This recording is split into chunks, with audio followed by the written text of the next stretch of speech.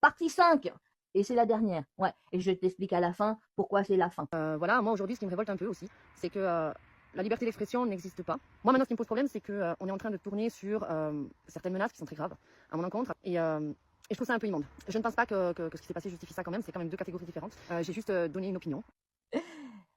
Je condamne, bien évidemment, le harcèlement. Oui, on va être clair et net. Je condamne les insultes, je condamne le fait qu'on menace des gens, je condamne le fait qu'on aille chez les gens, on va donner la gueule. Oui, je condamne. Par contre, à ces mots du bulbe, à ces cuits de pine d'huître, à ces finis à la pisse, il faut qu'ils apprennent qu'il existe un concept révolutionnaire, la responsabilité de vos propres paroles.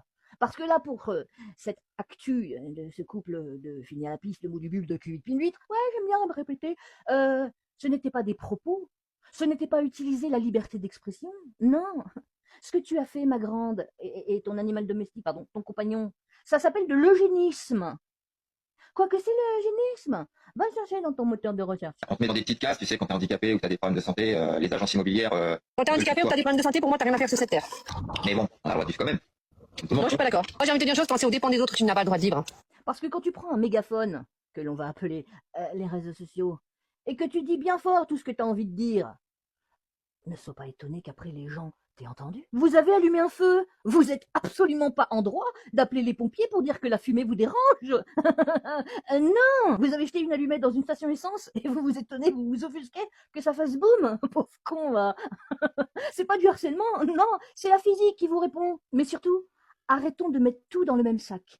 Une personne qui dit ouvertement et publiquement de la merde, faut pas qu'elle s'étonne après d'avoir des critiques, des dénonciations, des contradictions et des réactions publiques. C'est aussi ça la liberté d'expression.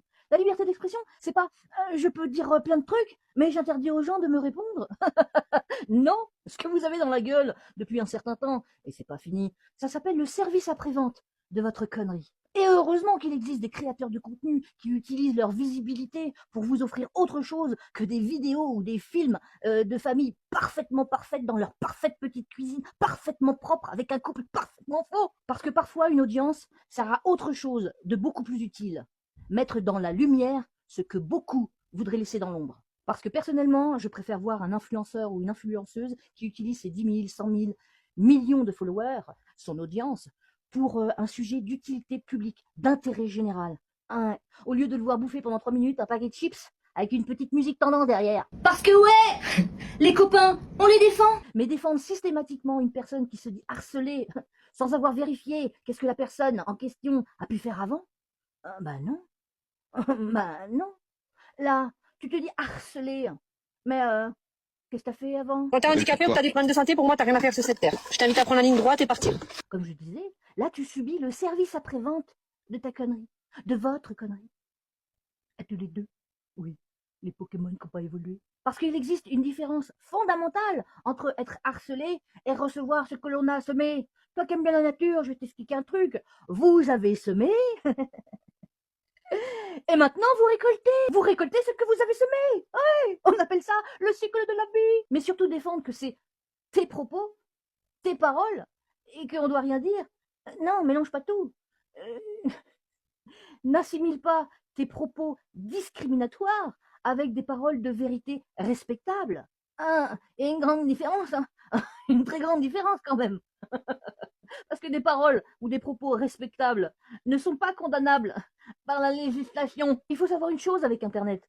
C'est pas un monologue. Non, la plupart de vos vidéos, de vos contenus, de vos paroles, de vos propos vous reviennent en pleine gueule comme un boomerang. Et franchement, quand certaines paroles, propos donnent la nausée, les dénoncer n'est pas forcément du harcèlement. Parfois, c'est simplement le rappel collectif qu'on n'est pas obligé de laisser passer toutes les saloperies sous prétexte qu'elles ont été prononcées derrière un écran. Voilà, cette petite vidéo est ma contribution d'utilité publique.